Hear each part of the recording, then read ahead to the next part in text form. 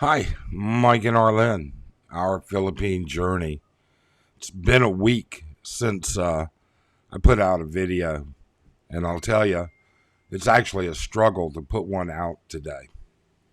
I think I've hit the trifecta of fucked up, to be honest with you, and I'm just gonna have to go through it, explain it, and you'll see what I'm talking about. You can see I haven't shaved in like 4 days now. Um, I have showered, just haven't shaved. So let's get started, okay? I never got it, why'd you have to go? I guess this world's too slow for you. I think there's beauty in the gray, the cold, but you just want the gold. And there's no way I can beat it, cause I got no chance, no chance when it comes to her. She got the glitter and the fame, and I just wasn't enough. So a little over a week ago, Arlene flew down to Mindanao to her and her sister flew down to Mindanao to uh, see her father for his birthday.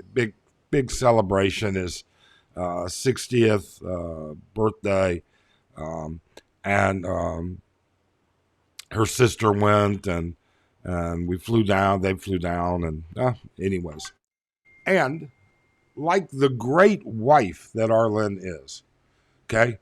So those of you that think you can't find good wives in the Philippines, Arlen made um, lasagna and cut it up into single servings and put it in Tupperware for me to heat up while she's gone. And she made pork mushroom and rice and put it into single servings. And she made a couple of other things too. I was well prepared.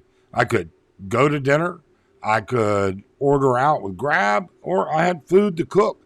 Arlen took care of everything. Great. So, last Friday, here's what happened. It is raining like hell here. Fact is, it's short of a hurricane that we had come typhoon that passed through a couple years ago. I haven't seen rain that hard here ever. And it came down for about 30 minutes. And so I stepped out because Arlen was bragging how down in Mindanao it was nice and sunny. Oh, I stepped out onto the balcony, okay, and I took a little video. And you know what? I'll play it right here.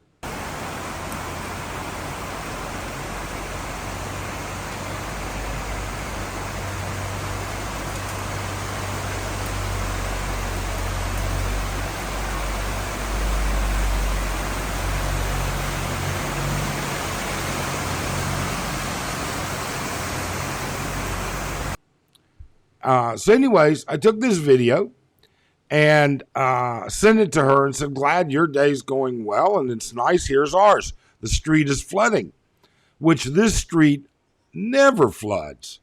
Nothing like this, you know? I turned around 180 degrees and I don't know what happened. I have no idea. All I know is the next thing I knew, I was on the balcony floor and I went down hard. Now, if you looked at it, it's like, okay, took a header. Um, it hurt. It was bad. I mean, I fell hard. Okay. I wasn't expecting it. I didn't defend the fall at all. In fact, I even got a little bruise on the side of this thumb. You can't even see it now. Anyways, I didn't think that much of it other than the fact that, man, I'm going to be sore.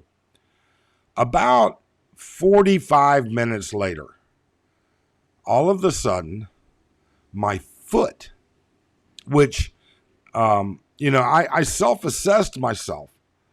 I had no bones that hurt. I had mobility. I mean, even though I don't have full mobility in my feet, I had mobility.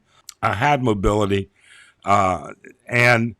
Nothing was broken, fractured, anything like that. But all of a sudden, my foot hurts. And I mean, not a little bit. I mean, literally, it's like stabbing, excruciating pain, but only when I flex it in one direction or another, like left to right or up and down. So I know what that is. I know good and well what I've done is I've either pulled or had a partial tear of a couple tendons or my Achilles tendon, one or the other. But it's something I live with. That got worse and worse and worse. It got to the point where for the first two days, literally, I couldn't sleep. I literally could not sleep. I would get to sleep, and then the pain, because I moved my feet around, I guess, when I'm asleep, the pain would jerk me right up. So for the next 2 days, I get no sleep. 15 minutes sleep, I'm awake for another hour. I'm exhausted. So then what happens? Well, the next thing happens. The next thing is I kind of have to tell Arlene what happened because this is not a small issue. So she's all upset. Do I need to come home? I said, no, I'll be fine. I have food. To be honest with you, I couldn't even walk from the bed to the refrigerator, from our bedroom into the kitchen. So then the next thing that happens is all of a sudden I'm just feeling horrible. I mean, horrible. I have this, my ass hurts. I know I hit that when I went down, and it hurts. It's sore, really sore. My foot is giving me hell. It's swelled up more. And finally, I don't feel good. And I'm not even eating. So I pushed this on for another day, and then I said, I got to get serious about this. I get up, and quite frankly, I can't even ambulate. I can't move from one place to another. I'm like, my God. And I don't have the energy to do it. I'm like, this has nothing to do with my foot. I don't have any energy. And I started thinking, am I so sore because I've been laying in bed for 3 days? Or, because you know how when you lay in bed, you just kind of get like, well, or is this something else? So I keep trying to sleep. I keep trying to do well. Finally, I'm like, I can't do it anymore. I can't do it. And so remember, I told you, I've said it over and over. You get these people that say they don't want to be around expats. They don't want to be around other people. They're trying to get away from people. Well, let me tell you, if it weren't for my expat friends, I'm not sure what I would have done. They are the greatest folks ever, and I'll tell you why. Here's what happened. On the, let's see here, fourth day, we have a group chat that we keep going. And on the fourth day, I sent out a message. And they all knew I hurt my foot. I sent out a message and I said, hey, is anybody going to JJ, which is a market up the street, about 150 yards? Anybody going by there or anything like that? And immediately I'm getting, what do you need? What do you need? What do you need? What's going on? And I said, look, I need juice. I really need juice. And I'm running a fever of 103, 104 nonstop at this point. Within 30 minutes, I had deliveries of juice, soda, Skyflakes, and medicine at my door. Even poor Lay and Randy, Randy's wife, Lay, actually came inside, talked to me for a minute. I mean, she's, just great. This is why you do need friends. Because when shit like this happens, I got to tell you, let me tell you just how bad this really was. Later that night, now I will tell you this, I should have known better, and I didn't. And when I said the trifecta, the first one was, simply falling down. The second one is getting sick as a dog. And the third one, Arlene couldn't get a flight back. Cebu Pacific has so many planes grounded for mechanical because they can't get parts and maintenance on their Pratt & Whitney engines for the new jets that they bought. They're just cutting back on flights. She can't get a flight back until the 29th, tomorrow. So that's the trifecta. Now, what I should not have done is I should not have gorged myself on juice, having had nothing but water for 3 days. So to give you an idea, the first day I didn't eat anything. The second day, I ate half of a McDonald's sausage, egg, and cheese McMuffin. The third day, I ordered something, I forget. I ordered a salad and cream of broccoli soup, and that's all I ate that day, and all I ate was the soup. The next day, to get through it, I wasn't eating anything. And when everybody delivered, I gorged on juice.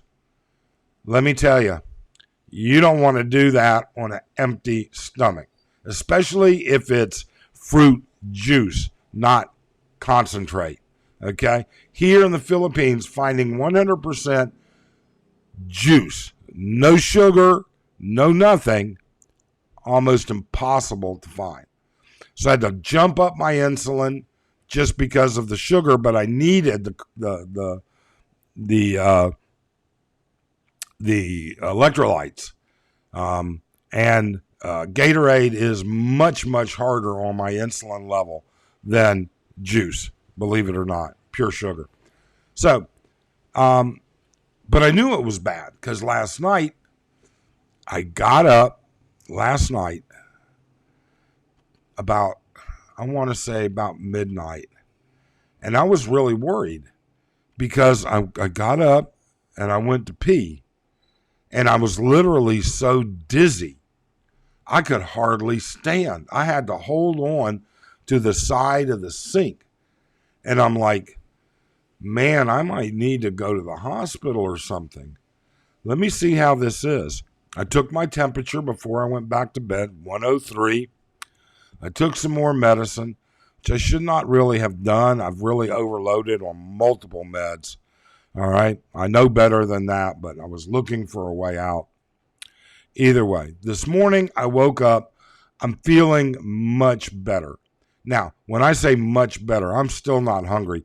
This morning I ordered an omelet from the restaurant downstairs, and I just opened the omelet up, picked everything out of it and the cheese out, and just ate the egg. I didn't eat the toast, the potatoes, nothing. And I'm really not hungry. I am interested to see how much weight I may have lost. I would venture to say I've lost somewhere between 7 and 10 pounds, but we'll see in a couple days where that goes. In the meantime, Arlene gets back tomorrow. I'm walking around without pain now, and the swelling is going down dramatically. It's not going to go down all the way for a while, but it's gone down a good bit.